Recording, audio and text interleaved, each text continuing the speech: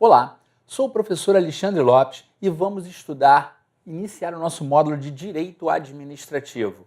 Na aula de hoje, que é a aula de Introdução ao Direito Administrativo, estudaremos a administração pública, que é o objeto principal de estudo da nossa disciplina.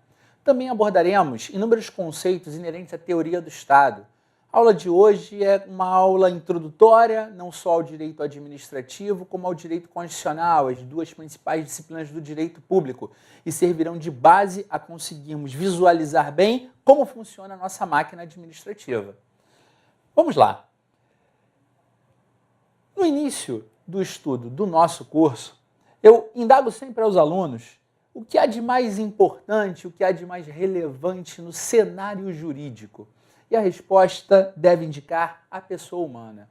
Todo ordenamento jurídico, toda ordem jurídica, ela existe para atender os anseios, as necessidades da pessoa humana. E no ordenamento jurídico brasileiro não é diferente. Partimos da Constituição Federal, onde no artigo 1º da Constituição da República Federativa do Brasil, nós temos os fundamentos do Estado brasileiro. Vamos lá. O artigo 1º dispõe que a República Federativa do Brasil, formada pela união indissolúvel dos estados e municípios e do Distrito Federal, constitui-se em Estado democrático de direito e tem como fundamentos soberania, cidadania, dignidade da pessoa humana, valores sociais do trabalho e da livre iniciativa e o pluralismo político. Aqui nós temos aquele mnemônico que o professor de Direito Constitucional costuma trabalhar, é o SOCIDIVAPLU. Os 5 fundamentos do Estado brasileiro que estão previstos no artigo 1º da Constituição Federal. Qual é o principal fundamento do Estado, Alexandre? O principal fundamento é a dignidade da pessoa humana. A dignidade da pessoa humana, ela funciona como o epicentro axiológico do ordenamento jurídico pátrio, nas palavras do professor Daniel Sarmento, eminente constitucionalista brasileiro aqui do Rio de Janeiro. Quando a gente fala que funciona como epicentro axiológico, eu peço a você que não dê pausa, não desligue, não dê stop, não desista. Epicentro axiológico é uma expressão técnica jurídica, mas muito simples. Epicentro é o ponto central. Axiológico remete a valor. Então, a dignidade da pessoa humana, ela é o ponto central de maior valor do ordenamento jurídico brasileiro. Significa que a dignidade da pessoa humana é o que há de mais importante na ordem jurídica brasileira. Portanto, temos a pessoa humana no foco central de toda a ordem jurídica. Muito bem. Somos pessoas, somos indivíduos que vivemos em sociedade.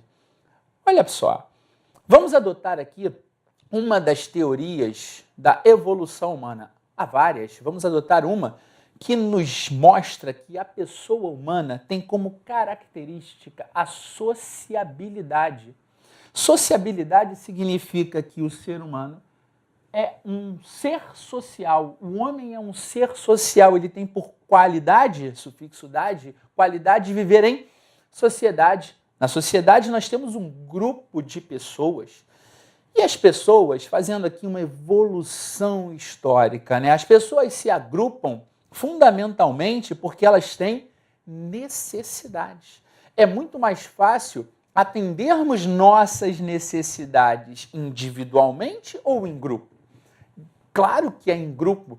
Em grupo conseguimos atender grandes necessidades. As grandes necessidades humanas, elas são atendidas de forma mais fácil quando estamos em grupo. E por isso as pessoas vão se agrupando. Todavia, quando as pessoas se agrupam, naturalmente o que acontece? Nascem os chamados conflitos de interesses. Então aqui na sociedade nós temos várias pessoas. As pessoas agrupadas, entre elas nascem conflitos de interesses. E qual é a primeira coisa que se cria para minimizar esses conflitos e para buscar a solução dos conflitos em paz? sem que valha a lei do mais forte, como já ocorreu na história humana outrora. A sociedade, ela vai elaborando normas jurídicas, normas de convivência social, normas de organização da sociedade. Olha só, Alexandre, quando a sociedade cria normas, elas, por si só, essas normas vão atender às necessidades da sociedade? Não. Mas as normas vão organizar a vida da sociedade? Sim. E o que vai efetivamente atender à organização da sociedade de forma mais plena e vai também atender às necessidades sociais? O Estado. O Estado, ele é criado por nós, sociedade, quando nós elaboramos uma norma, a principal norma, que é a Constituição. O que é a Constituição? É a norma que vai constituir o Estado. Vai constituir o Estado fundamentalmente para atender às necessidades sociais. Então, aqui numa rápida passagem da evolução humana, da evolução das sociedades, os estados, eles nascem nesse formato. Eles nascem como entidades jurídicas, entidades que nascem de uma ficção jurídica, porque nascem da elaboração de uma norma principal na hierarquia das normas, que é a Constituição. A Constituição é feita por nós, sociedade, ou por alguém da sociedade, vamos ver o conceito já, mas nasce por quem pode fazer isso aqui na sociedade, cria o Estado, e o Estado vai trabalhar para atender às necessidades da sociedade. A Constituição brasileira em vigor, que é a Constituição de 88, ela foi elaborada por nós, sociedade, de que forma? Você lembra? Ela foi elaborada de forma outorgada, imposta por quem detinha o poder político naquele momento, ou ela foi democraticamente discutida com a sociedade? Ela foi democraticamente discutida por nós, sociedade, que elegemos uns caras, uns membros que ganharam carimbo de deputados eleitos que estavam representando a sociedade para elaborar a Constituição, chamados deputados constituintes, que se reuniram, sinônimo de reunião, Assembleia para elaborar uma nova Constituição, Assembleia Constituinte, de fevereiro de 87 até 5 de outubro de 88, quando da promulgação da Constituição Federal de 88, quando nasce o Estado brasileiro, mais uma vez, pela 8ª vez da história, são 8 as Constituições do Brasil até hoje, da primeira, de 1824 até a de 1988, em vigor. E essa Constituição que foi por nós elaborada, nós escrevemos quais seriam os objetivos do Estado, que deve trabalhar para atender nossas necessidades. O Estado tem um duplo grande objetivo: organizar a sociedade e atender nossas necessidades. Todavia, o artigo 3º da Constituição Federal estabelece quais são os objetivos do Estado na ordem interna, olhando para a nossa sociedade.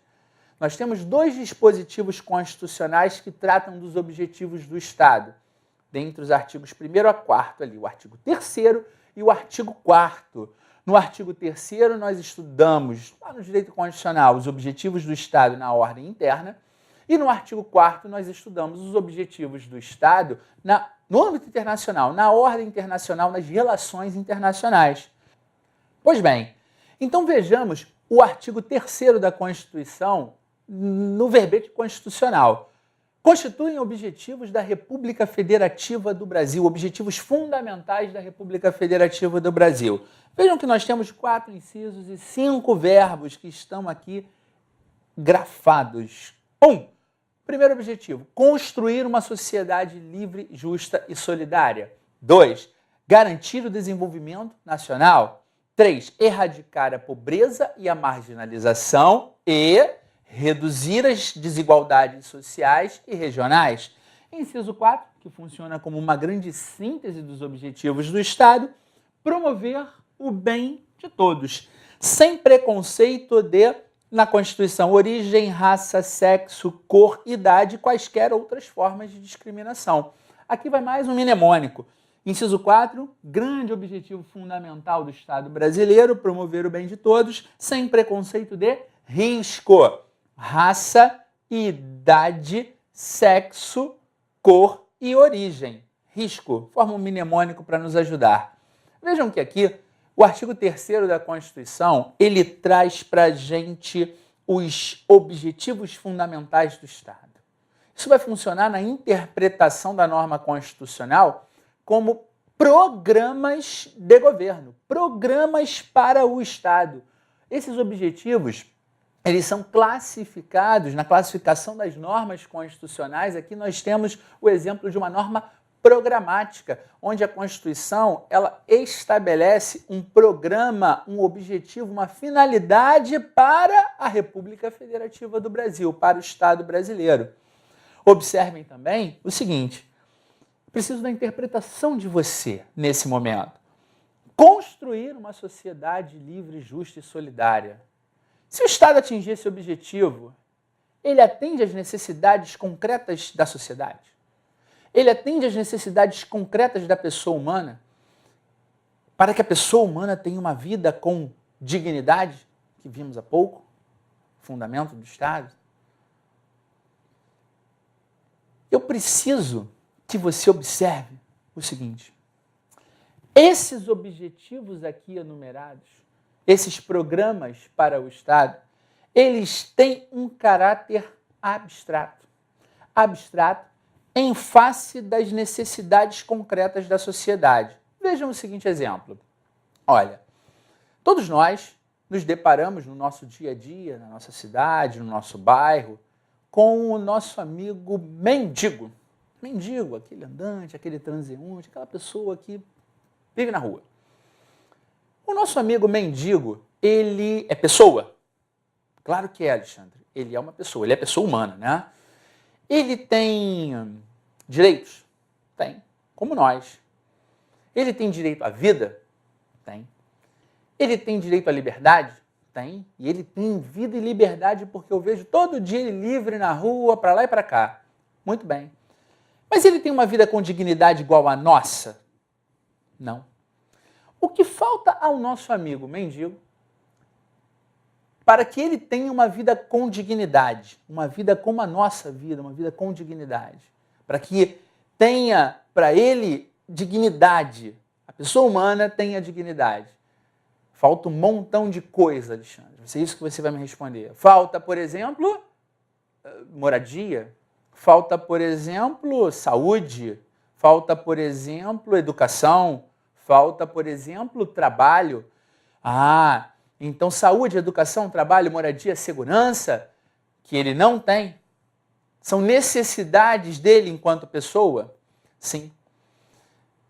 Exercício de interpretação. Essas necessidades que acabei de enumerar são necessidades concretas ou necessidades abstratas? Saúde, educação do nosso amigo mendigo. Se a gente der isso para ele, ele tem uma vida igual a nossa. Certamente são necessidades concretas. Diferente desses objetivos do Estado descritos no artigo 3º da Constituição, que se referem a necessidades da sociedade num caráter mais abstrato. Conseguiram visualizar? Isso é muito importante. Então aqui nós temos objetivos do Estado, que são programas, são abstrações, diferentes das necessidades concretas que nós temos na Constituição também, mas em outro dispositivo. Vamos em frente. Aqui nós temos a nossa arquitetura inicial, nossa base, sociedade formada por pessoas que detêm muitas necessidades concretas para terem uma vida com dignidade. Essas pessoas criam uma entidade chamada Estado, uma entidade também abstrata, porque é uma ficção jurídica, nasce de uma norma jurídica. Estado esse que tem objetivos, construir uma sociedade livre, justa e solidária, garantir o desenvolvimento nacional, aqueles que acabamos de ver no artigo 3º da Constituição. E a sociedade está aqui com as suas necessidades. Essas necessidades concretas que acabamos de enumerar, nós, sociedade, quando escrevemos a Constituição Federal, que está aí em vigor, Constituição de 88, nós, de forma correta, também colocamos essas nossas concretas necessidades no texto constitucional. E isso está lá no artigo 6º da Constituição. Essas necessidades concretas da sociedade, nós, sociedade, escrevemos na Constituição e chamamos-as de direitos. Direitos da sociedade são os chamados direitos sociais. Esses descritos no artigo 6º da Constituição são direitos sociais. A educação, a saúde, a alimentação, o trabalho, a moradia, o lazer, a segurança, a previdência social, a proteção à maternidade, à infância, a assistência aos desamparados na forma desta Constituição. Pois bem, são muitos os direitos sociais, então o seu amigo Alexandre Lopes traz para você mais um mnemônico. Qual é esse mnemônico, Alexandre? Está aqui. Direitos sociais, 3 frases. Edu mora ali, Saúl trabalha lá e Assis prossegue preso. Como é que é? Edu mora ali. Educação, moradia e alimentação. Saúl trabalha lá. Saúde. Trabalho. Lazer. E por fim, Assis prossegue preso. Olha aqui, hein? Tudo separadinho. É assim, tá? Assistência aos desamparados. Proteção à maternidade e à infância. Segue segurança. Preso, previdência social. Olha que barato. Edu mora ali, Saúl trabalha lá e Assis prossegue preso. Nós temos aí o rol dos direitos sociais. Lembrando que os direitos sociais configuram as necessidades concretas da sociedade. Tudo bem? Muito bem. Bom, Estado é entidade jurídica criada pela norma jurídica constitucional que tem que trabalhar concretamente para atender às necessidades concretas da sociedade, que são os direitos sociais, saúde, educação, segurança. Muito bem. Como é que o Estado vai trabalhar concretamente se o Estado ele é o que está escrito na Constituição? Ele é uma ficção jurídica. Aí, nós, sociedade, também colocamos na Constituição algo concreto, um aparelho concreto, uma máquina concreta. Essas duas palavrinhas, máquina ou aparelho.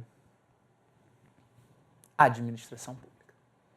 A administração pública, ela vai funcionar sempre assim. Guarda isso para a tua vida inteira de operador do direito, de concurseiro, de estudante, enfim. A administração pública, ela é a máquina, ela é o aparelho de quem? Do Estado. Que o Estado vai utilizar para transformar os direitos sociais em algo chamado serviço público. E este serviço público será prestado pela administração para atender às necessidades sociais. Então, a administração pública, que é o objeto de estudo da nossa disciplina Direito Administrativo, ela vai funcionar exatamente assim, como o aparelho que o Estado tem para prestar serviço público à sociedade e atender suas necessidades.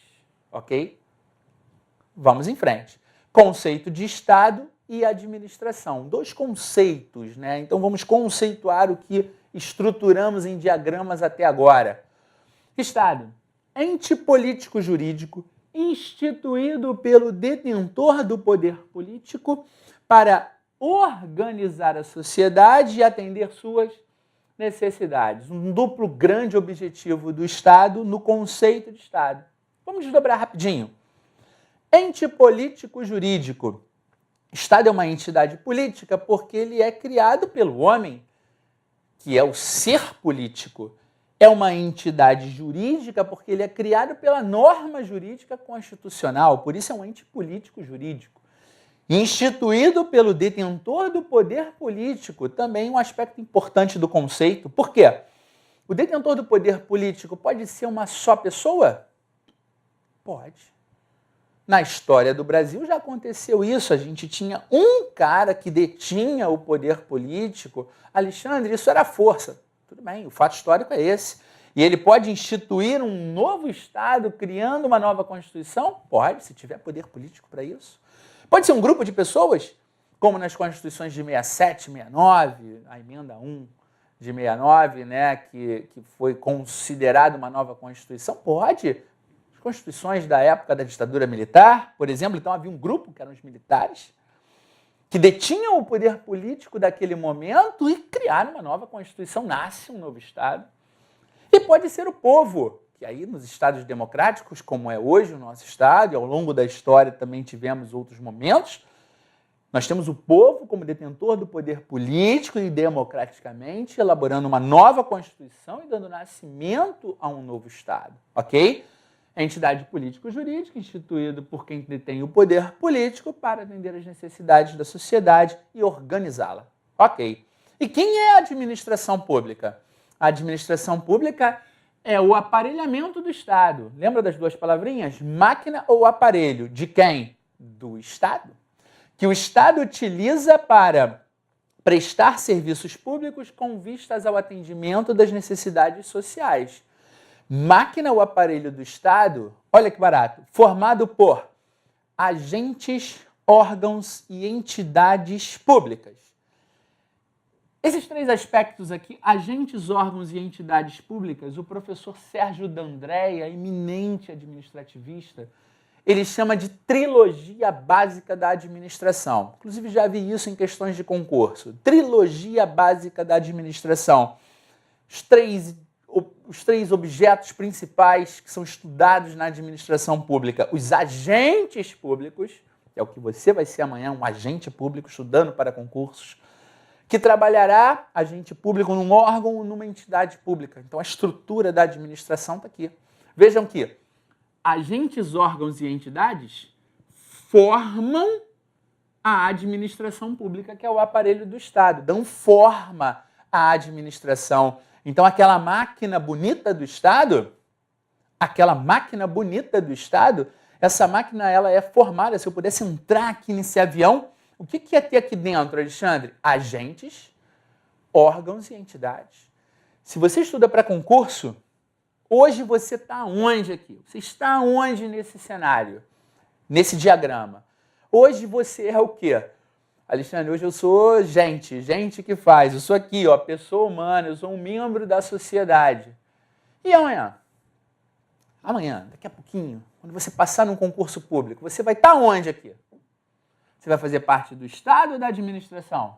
Ó, você é gente, você é concreto, você vai estar aqui, ó, na administração pública, sendo que um agente público, trabalhando na administração pública, que é o aparelho do Estado, fazendo o quê? Todo dia lá na repartição pública, no órgão ou na entidade, prestando serviço público.